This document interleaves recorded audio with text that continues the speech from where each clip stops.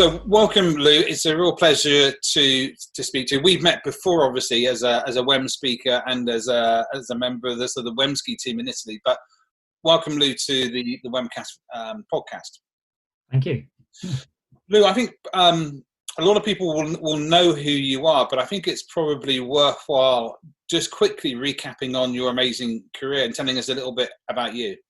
So born over in Lincolnshire, and from a pretty young age, I was keen, on adventures, and the military as well, actually. And I actually sort of, as a young lad, teenager, watched the Falklands War campaign unfold, and really inspired by, the British forces down there, and ended up joining the Marines for a life of adventure at 16 years old. Did 6 years in the Marines, and then I decided to have a go at Special Forces selection for 2 SAS at Hereford.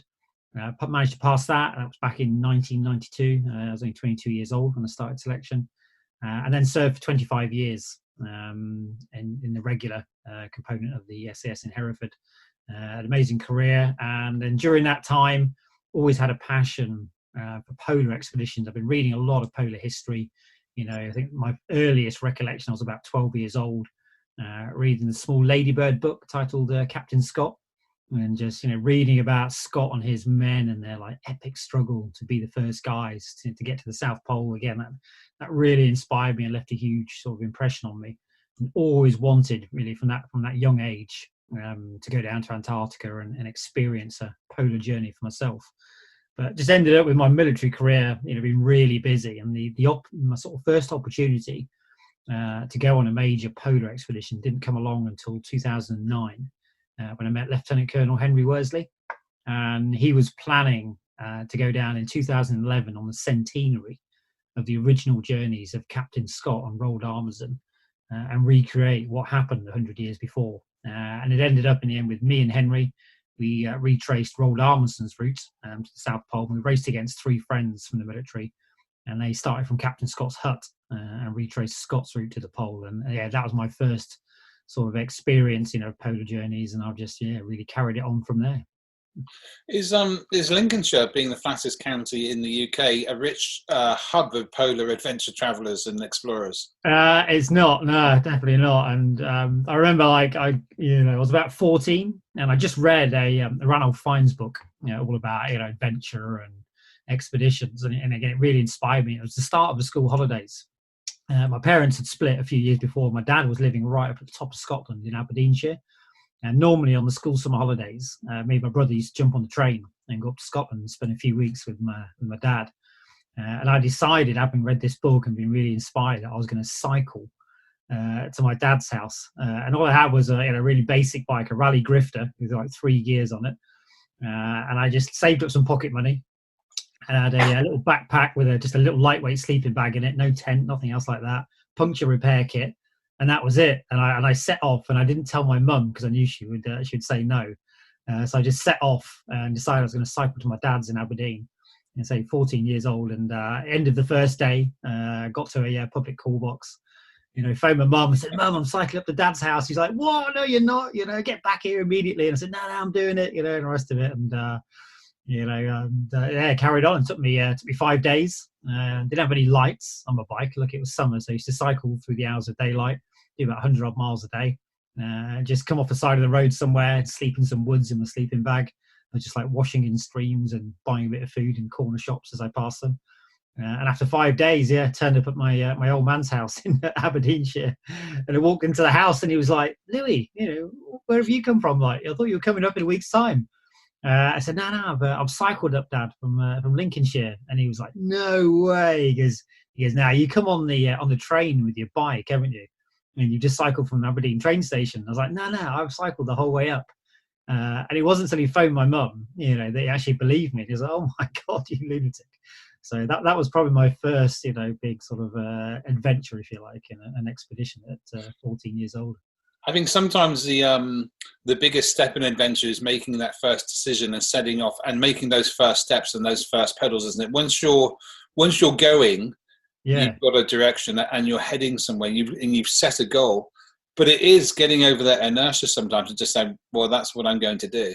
Yeah, you just got it. It is just getting out there and just doing it. I knew if I thought about it too much, I'd psych myself out. I think, oh no, that's too, 550 odd miles or whatever. So I'll be too far, and I haven't got the right bike for it. If I ask mum, she'll say no. And it was in the end, it's like, all right, I just got to get out the door and just get that first mile and get away from the house, get going, and it'll be all right. And, and it was. And it's amazing how books that you read at that age can have quite an impact on what your future holds. I think I've read the same Ranulph Fiennes books that you've read, but I was also, and I wondered whether you were inspired. This is what my kids got me for my birthday. Whether you were inspired by these particular beauties as well. Oh, I loved them. The little Commando comics. Yeah, exactly. Yeah, fantastic. Yeah, they were brilliant. It's what it was reading those that led me to find the long range desert patrol group, and then sort of inspired me to go into the regiment, rather reserve route. But yeah. I think I hear that you've got your own book that's recently been published. That's tell us about it. Yeah, so written a book titled Endurance, and it'll be published by Macmillan. It comes out on the 11th of June, and really it's a life memoir. It covers right from sort of childhood through joining the Marines, serving in the regiment, and then primarily focus on 4 major polar expeditions that I've done, 3 in Antarctica and also a crossing of Greenland as well. So yeah, really excited. It's been a lengthy process, 18 months of pretty hard work to get it all together. But we're in the final proofreading stages now, and super excited to see that come out on the 11th of June this year. 11th of June, perfect. And will people be able to get hold of that via the usual sources, Amazon, etc.? Yeah, absolutely. Yeah, it'll be available in all the major retailers. I think supermarkets, Waterstones, and online on Amazon as well. I think it's available actually already for pre-order. Is it? Okay, so you can pre-order that on Amazon, and it's called Endurance by Lou Rudd. Absolutely. We'll put it in the show notes afterwards as well. Given your lengthy and highly involved sort of military career, and then the expeditions, you must have developed some fairly refined coping mechanisms that work for you in terms of dealing with stress, in terms of dealing with isolation. And I think also what I'd like to sort of talk about in a moment is how you dealt with those whilst also bringing up a family and having kids at home. So, what's worked for you in terms of stress relieving and dealing with isolation and setting goals, sort of stuff that would be useful for people now who are sort of experiencing, for what many of them will be the first sense of isolation. I think definitely my years of military experience, in the Marines and the SAS has really helped develop my physical, primarily my mental robustness. I think one of the key things I've realized is you kind of look at some challenges and things, and initially they can be quite daunting when you look at the scale of, certain challenges that you're going to take on. And I find the best way is to break them down into sort of manageable bite-sized chunks. So, the long-range polar journeys, for example, every time I've been dropped off, on the edge of the continent, whether it's been on my own or in a team, I never think about the finish point or even, the halfway point, because it'd be quite overwhelming, particularly if when you did the Spear expedition. I mean, that was 1,100 miles to get to the far side of the continent. So to be at the start point, I think, oh my God, we've got 2.5 months and over 1,000 miles to ski here. It can be quite overwhelming, and difficult to process. So what worked really well was breaking the journey down into sort of more manageable bite-sized chunks. So what I did, I broke it down into 10-day blocks. So when we got dropped off, all I thought about was the first 10 days. And the reason I did that was my food was packaged in these 10-day sacks. So 10 days worth of food.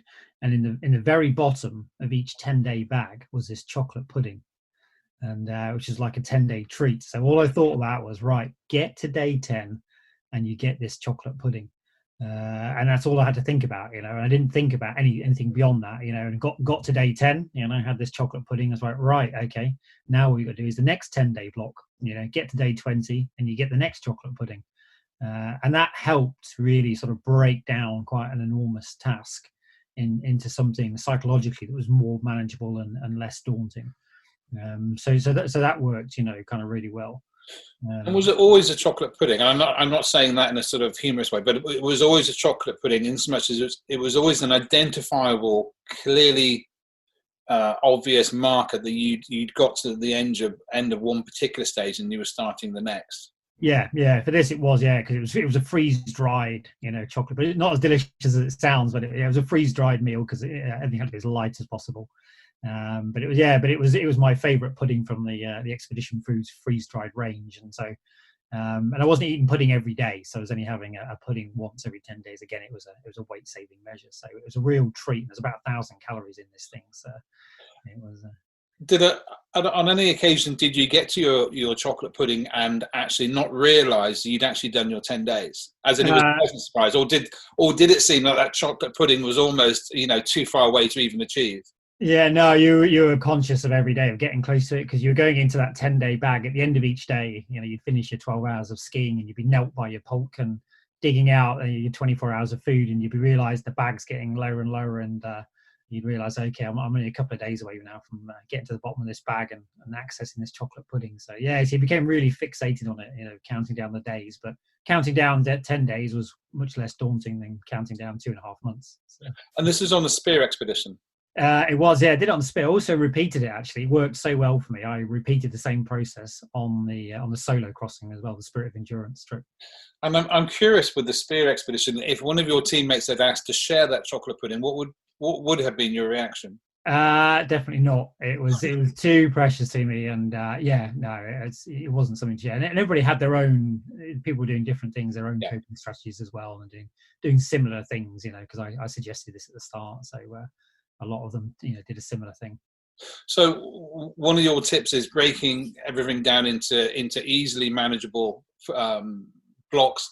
So the overall expedition project or challenge doesn't seem so enormous that it's unachievable. Yeah, not thinking about the end, and I guess it's that translates across to the current situation, and you're not getting too fixated. A lot of people are asking when's this going to finish, how long is this going to go on for, and I think if you try and avoid that, because nobody's got the answer to that, and there's nothing you can do to change that either. So again, I think another key coping strategy which works really well in Antarctica is only worrying about the things that you can change, and impact, and just, and the things you can't change, like whiteout. People get really frustrated, and I've seen it with teammates on expedition in Antarctica, when whiteout comes in.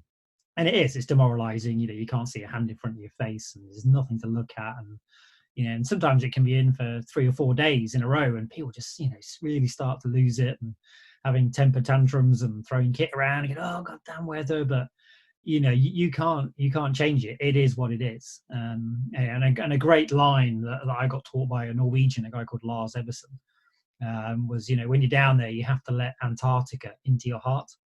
And it's so true. And again, that works really well for me, is not getting frustrated and, and worrying about the things you can't change, just accepting, the conditions and things you can't impact for what they are, and saying, right, this is it, we've got whiteout, or we've got Sastrugi, or it's going to be uphill for the next few days. And the sooner you accept it, then the easier it is then to cope with it, I find, and just get on with it. I mean, I think that's very true, isn't it? You can control the bits you can control, but the bits that you can't control, you've got to weather, literally. And I think Antarctica is a great classroom for that. Yeah, absolutely. How have you, doing these types of expeditions and challenges and operations in the military are a huge personal stress on everybody. So with your teammates as well, how do you deal with? And what I found is that often people in teams go up and down, but at different times. So, you might be up, but your teammate is down, and they're, irritable, short-tempered, but actually you're finding that particular phase relatively straightforward. And conversely, later on, you're feeling that, and they're not. How do you deal with people around you that are suffering the stresses of what they're doing? Yeah. So again, if it's kind of, I guess, a bit of a leadership question. I've done a bit of leadership both in the military and on expeditions as well, and had people, teammates that are struggling with the situation. things that I find, if somebody's, if they're suffering, a bit of personal suffering is bringing things back into perspective for them. So what worked on the spear expedition was, one of the guys just having a tough day, feeling a bit sorry for himself, just physically he was having a hard time. I kind of just reminding them why we're there doing the expedition. So on that particular trip, we were fundraising for a military charity, for ABF, the soldier charity. And I kind of said to him, look, remember we're fundraising here for guys that have got life-changing injuries that I guess, are facing a lifetime of challenge. Whereas, we know that this expedition is going to come to an end in, weeks' time, and we're going to return to normality, and our suffering is only temporary. Whereas the people we're fundraising for here, have got a whole lifetime ahead of them, amputees, people with PTSD, all that kind of stuff. And again, and you find that that kind of helps people to think, actually, I need to stop, I need to stop feeling sorry for myself here and actually, and just man up a bit and get on with this. Cause it is, and also remind them that it's such a privilege as well, I think, to go on these big expeditions, because there's so much time, effort, money goes into pulling them together. And, and I said, you'll reflect back on this trip, guaranteed for the rest of your life, so you want to, enjoy it as much as you can as well. So I find, perspective, I think, remind people there's bigger issues out there, and, than feeling a bit cold and tired when you're skiing across the continent.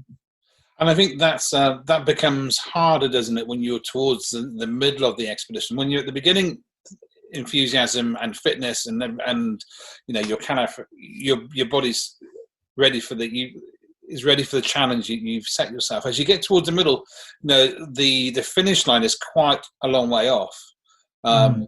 And it's a little bit, I would say, a bit like the isolation that we're enforced with now because of COVID. How do you deal with that middle bit where actually you're a long way from home, but you're actually no closer to the end either? Yeah, routine. I think routine's really good, particularly during this isolation phase now. So I've just while I'm here isolated at home, I've just set myself a routine, and I set myself a list, sort of night before. I think, right, this is what I want to achieve tomorrow. I want to get out and do my bit of exercise, go out there. I want to just go and clear out the attic, or, go and tidy up the garage. And just setting myself sort of tasks and routine. I find that helps, to pass the time.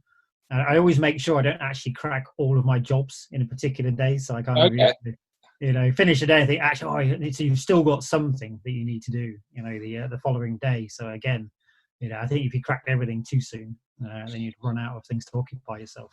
And I'm sure this varies from person to person, but how long is your list? So for me, I'll have about at least five or six things, what I want to achieve, that day. And it might just be as simple as, like I say, get my exercise done, or, cooking dinner. Or doing podcasts. Or doing podcasts, yeah, exactly. And just having a few things in the day, and then it just makes you feel like at the end of the day, you feel like you've at least achieved certain things. And gives you a slight sense of satisfaction. Actually, I did something productive today. I haven't just squandered this, this whole day just lying around watching TV. I've achieved a couple of things, and I think that's for me. Just finishing the day thinking, I've done a couple of things that are at least productive, like chatting to you, Mark. Exactly. Thank you. I want to roll back slightly to your SF career, where you were doing operations and going to isolation, and obviously communications then, for both tactical but also technological reasons, weren't nearly as good as they are now, and the ability to communicate with home base and family. How did you? Well, I guess there were two questions. How did you manage it personally, not being able to speak to your kids? And I bring this comparison out because a lot of our frontline medics won't be able to return to their family homes because they're wary of bringing COVID back into the home. How did you deal with that isolation when you were on operations, and also how did your family deal with that? How do they, not being in contact with you and not knowing what was happening to you either? Yeah, so what worked well for us as a family, so sort of from the family perspective first, to answer that one, I found what worked really well was, sitting down with them before I was going to depart on operation or with the military or indeed an expedition, and then fully explaining, everything, in great detail, and then giving them the opportunity to ask any questions as well, and obviously there's only with military operations, and there was only so much detail. I could actually give. But I would explain and say, look, I wouldn't be able to communicate, for this reason, and explain actually that it's my personal safety, that I wouldn't be able to communicate, and that, and as much as I could, explaining what it was I was doing, and I guess the higher purpose of what it was, so they could relate to it, and they could, okay. And explain that obviously the risk had been mitigated as much as absolutely possible. So again, they found that reassuring, because they were quite concerned about the solo crossing that I just did of Antarctica. Yeah. Because all my previous trips have been team ones, and they'd seen what had happened to obviously our great family friend Henry Worsley. So again, they were very concerned about that. But once I took the time to sit down with them and say, look, I appreciate it looks risky because of what you saw what happened with Henry. However, this is how I'm going about it. This is what I've changed, and these are the processes I've kind of put in place, and just taking that time with them to explain, how I'd made it as safe as absolutely possible, and reassuring them that I wouldn't be taking any unnecessary risk. And that I would abort the expedition if I felt it was getting, too risky. And they found that, reassuring, and giving them the opportunity to ask questions and say, what if this happens, Dad? What will you do? If your tent blows away, what are you going to do? And showing that I'd thought all of this through, and I had a plan, to deal with, pretty much every eventuality and emergency. That they just found that, really reassuring. On a military perspective, and again, I'm not particularly advocating this, but what works for me with dealing with being separated from family, whether it be on a military operation or indeed away on expedition, what I have to do, and it works well for me, is I have to box up mentally everything that I know I'm going to miss, and everything I know and love. And I basically have to box it up mentally and place it on the finish line. So for the solo crossing, I stuck it on the far side of the continent on the Ross Ice Shelf, and said to myself, right, the only way you're getting any of that back is by skiing 1,000 miles across the continent and get to the far end. There's no other option to access everything you're gonna miss and love. And even like things that food cravings that I knew I'd probably get, and things that I would miss during the crossing. I said, pointless, torturing yourself and dreaming about this stuff, or daydreaming about family and missing them, because you're not going to have any of those, for the next couple of months. So why sort of torture yourself and worry about it? And so I was able to do that, just literally block everything out.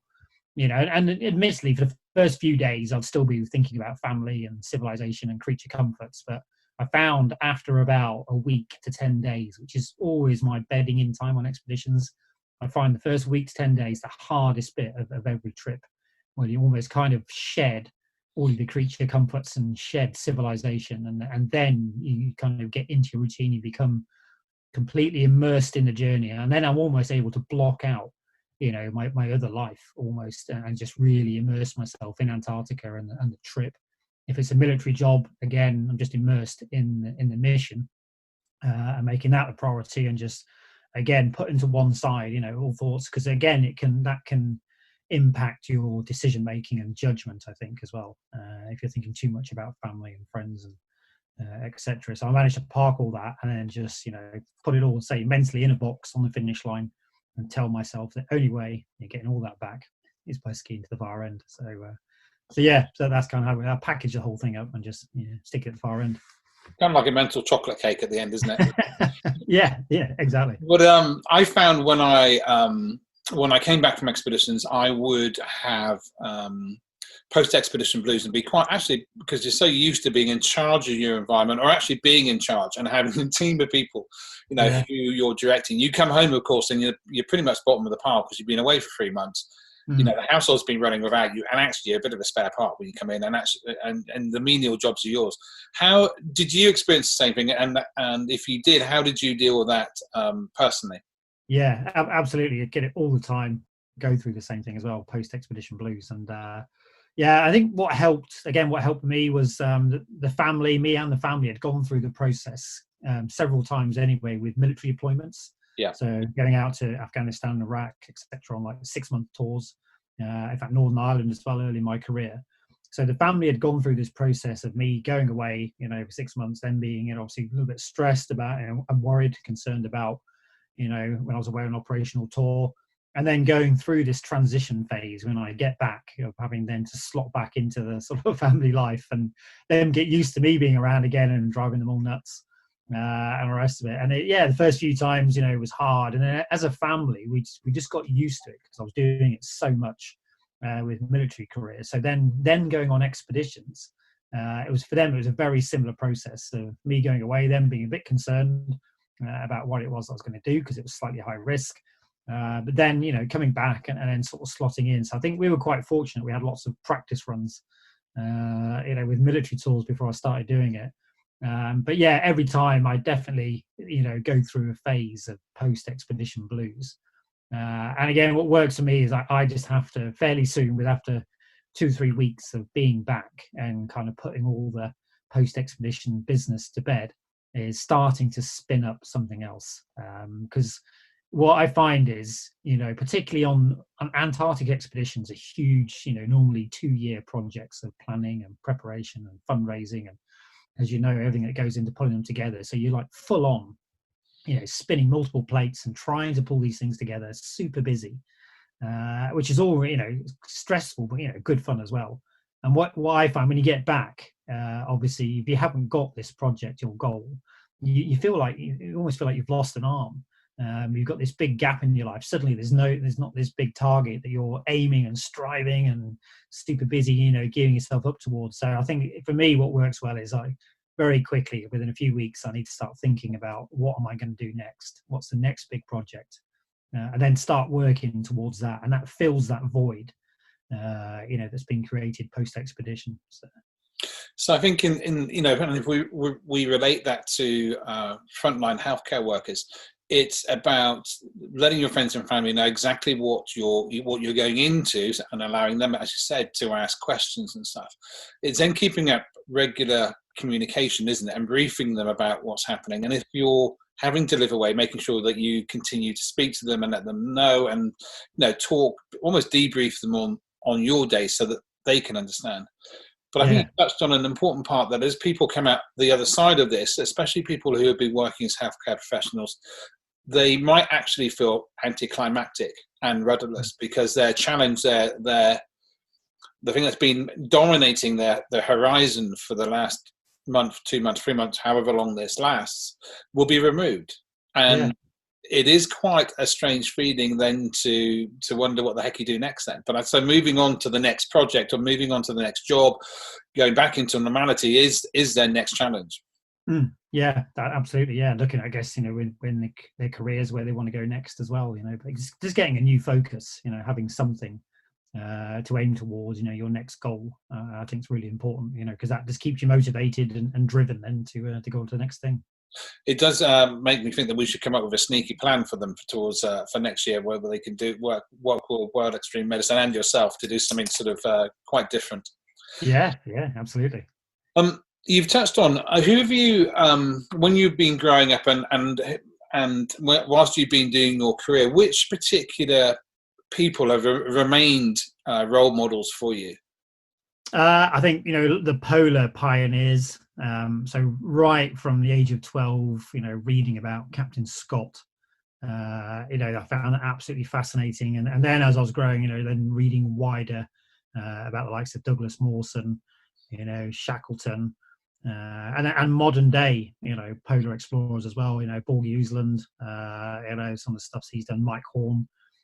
As well, so those kind of people, and but yeah, definitely, I think Shackleton's always been a central focus, and then particularly when I met Henry Worsley, because he was, a complete Shackleton nut. His house is filled with Shackleton memorabilia and stuff, and I sharing a tent with Henry for 2.5 months, just the two of us. By the end of it, again, I was completely converted on the leadership skills, of Shackleton. So I find, Shackleton's definitely been a central theme throughout my life, and quite cool. I've ended up working for a company now called Shackleton as well. And I can see in the background, is that Nansen and Borg-Ausland's skis behind you? That's Amundsen, actually. Amundsen, yes. Amundsen and Borg-Ausland, yeah. So, but And in terms of Shackleton's key leadership tenets, which ones have you held, and did Henry hold close to yourself? Yeah, I mean, things that I've been really inspired by Shackleton and some of his key leadership qualities. I think leading by example. I was always prepared, to muck in with the guys. He wasn't, sort of keeping himself at a distance. He was very much in with the guys, prepared to do anything that he was asking them to do. So I found that really inspiring. And again, that's a kind of leadership quality that I've used when I was planning the Spear expedition. I had 100 odd applicants apply for the 5 available places from across the Army Reserves for the trip. So I had to run these series of selection weekends for the guys, which were pretty hideous, dragging tyres around 3-kilometre loops for 7 or 8 hours on a Saturday to give them a taste of what was coming. But I always made sure that I did whatever I was asking them to do as well. So I'd be out there dragging tyres as well and putting myself through the same process, even though I didn't need to, with the guys. So yeah, leading by example, I think is a key one. The other big one is patience. I think is a key virtue, and I learned a lot about that. When I started the trip with Henry in 2011, we had some delays.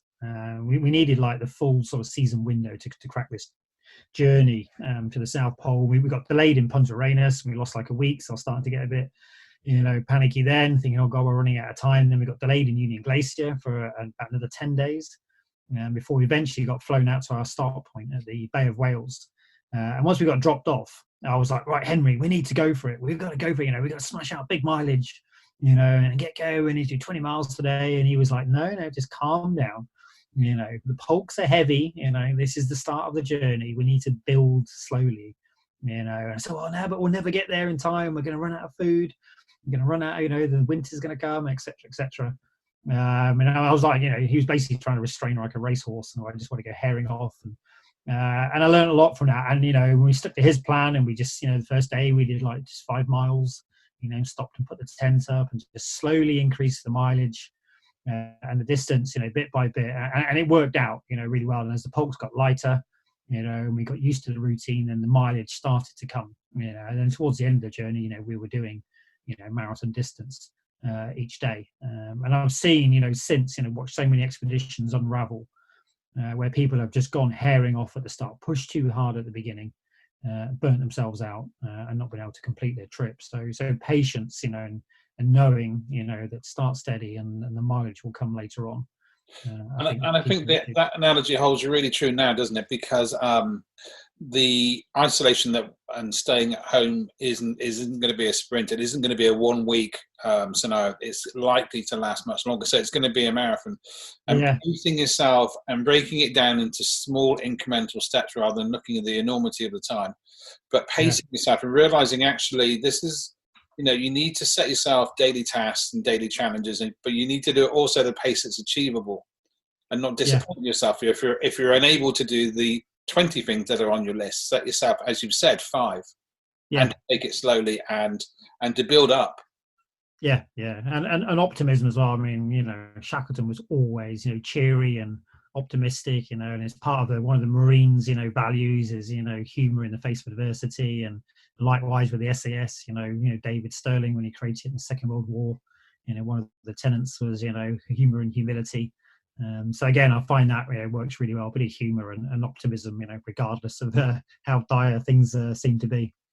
I mean, and Shackleton wasn't beyond stooping to the occasional Machiavellian practice in order to get the best out of his team, like waking everybody up on the Fortuna Glacier every 10 minutes, telling them he'd had 4 hours of sleep or however long it was.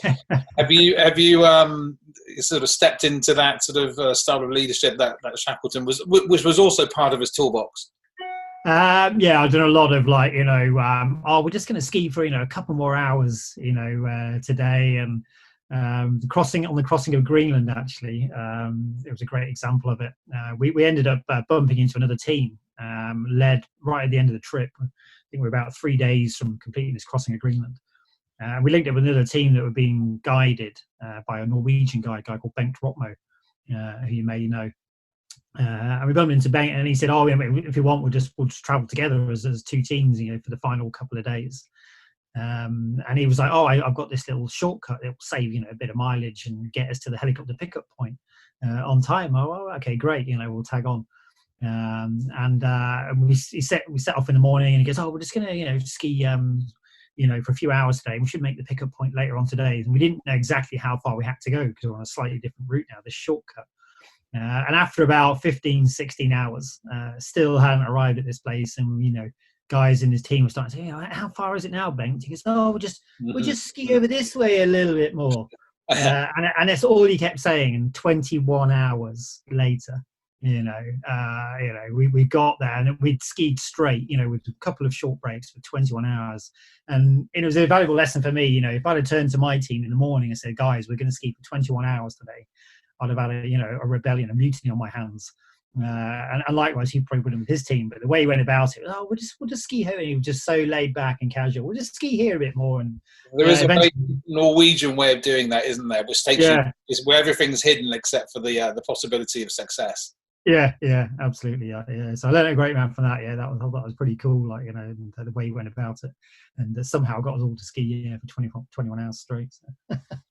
So Lou, what are your? I mean, it seems that we're likely to be self-isolating and staying at home for at least 3 or 4 weeks. What are you doing in terms of keeping physically fit? So I'm making sure I do get out every day. Obviously, just playing within the guidelines. So I'm just going out on my own.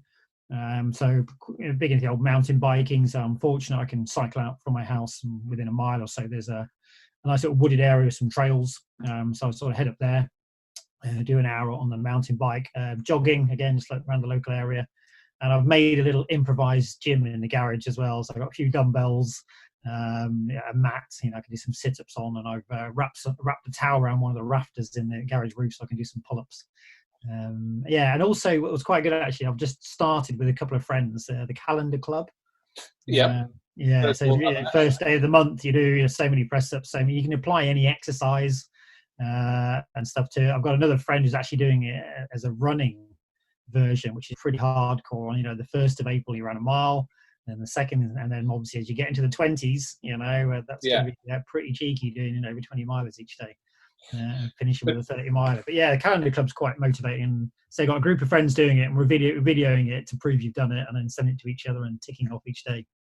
I think, and it goes back to setting goals, breaking it down into easy steps, but also having a structure and making it achievable, not impossible. Yeah, exactly. But I find that, and that's going to burn a whole month of exercise doing the Calendar Club. So that's a great way to pass time. So you, like I, if the year had been normal, we'd be all over the place, traveling, flying places, walking, trekking, and everything else. How are you dealing with the, and you mentioned about the Calendar Club and everything, but how are you dealing with the mental pressure of being stuck in one place? And also, how are you dealing with the friction points that inevitably build up, both on expeditions, but also living in the same house with other family members? Because friction always occurs. It's inevitable. Yeah.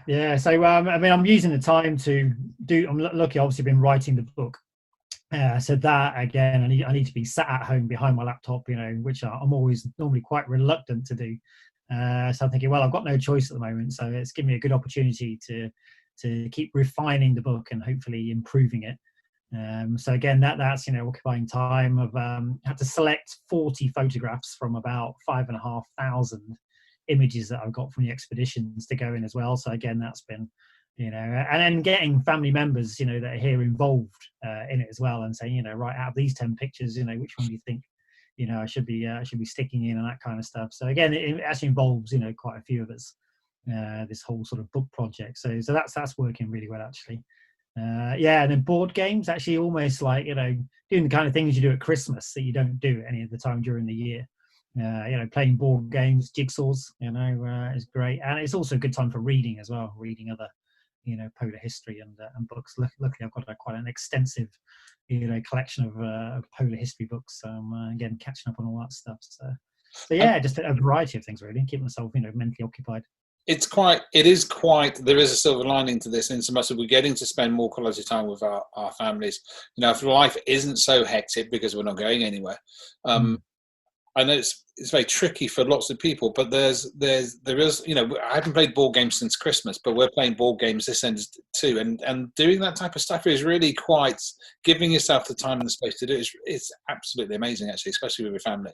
Yeah, and I find now actually I'm Skyping, grandparents and other family members that are elsewhere, and in touch with them more now than ever have been, and we're all saying actually, this is great. We're communicating way more now over Skype and things like that, and we should make an effort to keep doing this when all this is over. I think you raise an important point, isn't it? It's taking some of the lessons that we're learning from our social fabric at the moment and taking them forward to when we do come out the other side, because there's some incredibly strong learning points from this that you kind of, I guess you feel like this is when people finished the Second World War, they came out with these learnings, realizing how important family is, realizing how important keeping fit and being healthy is and looking after yourself. And I think our modern age pre-COVID was tending us to ignore those because we're running at such a fast pace doing a multitude of other things. But one wonders whether actually simplifying life somewhat can have some really positive outcomes for us all. Yeah, I think it's some real positives, come out of it, and my cooking has improved no end as well, and I've noticed I'm paranoid now about wasting any food as well. Yeah. Whereas before you'd be like thinking, a couple of days out of date in the fridge, I better throw that away. Whereas now I think actually I better not waste anything because just in case there are any, food shortages. So yeah, wasting much less, and just spending more time in the kitchen, being more creative and learning quite a bit as well. I mean, I might be deluding myself, and we might be deluding ourselves. That's I think I'm a better cook because of having to have cooked so much camp food, because you've got limited resources. You've got to make it taste good, otherwise you're not going to eat it, or it's not going to be palatable. And I reckon that's actually made me a better cook as a result. I mean, would you say that, or is this time at home where you're able actually to have more access to food, wider range of food? Yeah, well, I mean, a lot of my expedition food is just freeze dried, so it's just adding boiling water. So calling myself a cook on expeditions probably a bit ambitious, but I just found it's nice. I just feel I've got more time at the moment, because normal day-to-day life is pretty manic for most people, isn't it? It's pretty full on, fast and furious, and you kind of do things, sort of half as well as you'd want to, but having the luxury of more time by being isolated, I'm finding I'm actually opening recipe books and following them properly and learning quite a bit from it as well, rather than just throwing something in the microwave. And you've got your new role as operations director at Shackleton. Tell us a little bit about that, and then where that's going to take you. Yeah, so interesting transition for me. So just finished recently in the last few months after 34 years in the military. And like I mentioned, I joined the Marines at 16, so I've never had any other job other than being a soldier. I say pretty institutionalized, having done that for so long. So it's been pretty amazing transition to come out of the military and start this new role. But perfect job for me. I mean, a company called Shackleton. Obviously, I'm a huge fan of Shackleton, and the whole business is based around his ethos and stuff, which is great. They're primarily a clothing brand at the moment, so they're making some pretty high performance and stylish clothing. And the idea of me coming on board as director of expeditions is to open up a new branch of the business, offering experiences essentially. So we want to look to lay on events and trips, where clients can come and they can use the Shackleton clothing actually in the environment it's been designed for, and come on experiences. And we're going to offer a whole range of tiered experiences, from quite sort of high-end luxury experiences, and with lots of hotels and nice food involved and stuff, right the way up to people want a more hardcore, authentic polar experience where we can actually go out on expedition for several days, and we'll use locations like Norway, Sweden, Greenland and Iceland, etc. And also looking to offer expedition support as well, so people have got aspirations to maybe do an Antarctic journey and stuff, and again we can provide support, training and preparation for that kind of stuff as well. So just starting to develop that, looking to hopefully in the next 2 or 3 months on the Shackleton website start to advertise some of these experiences, and my plan will be the logistics planning and then actually going out and delivering them. So so really exciting, keeps me outdoors and keeps me fit and healthy, so I'm really looking forward to it. and something really positive to look forward to post-COVID.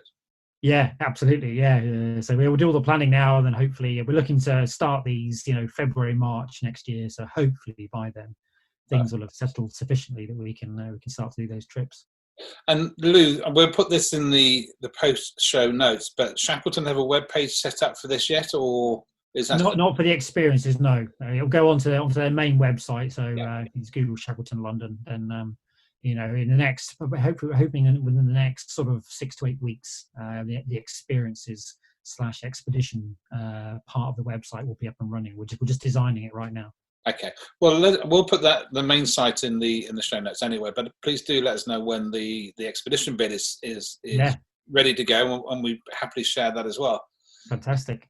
Lou, thank you for giving us your time today. It's been a real pleasure to catch up with you. And once we all come out of self-isolation, we owe you a beer.